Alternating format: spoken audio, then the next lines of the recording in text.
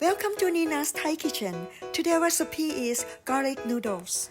I will show you how to make the easiest garlic noodles that you will love, and you can eat it with any dish. Here is my yummy garlic noodles, topping with Parmesan cheese and some scallion.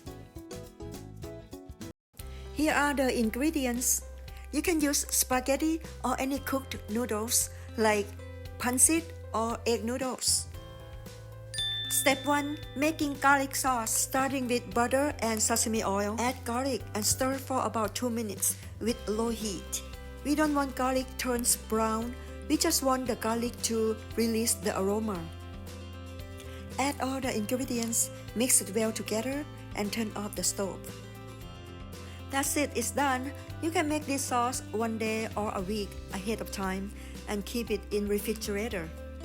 Step 2. Cook noodles. If you get a package of cooked egg noodles or pancit, all you have to do is just boiling water and then blanching your noodles for about 20 to 30 seconds and transfer it to the garlic sauce that we prepared earlier.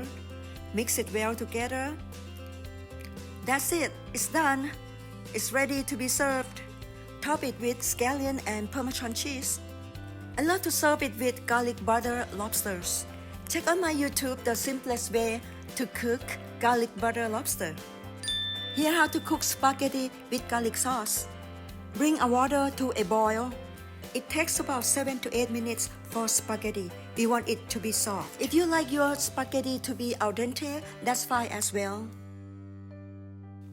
After the noodles are cooked, just transfer it directly to the sauce and mix it well together. If you like cheese, adding Parmesan cheese is a great idea. It smells so good. I smell garlic, butter, and a little pepper. Smells so good. I myself love it with all kinds of seafood like garlic butter lobster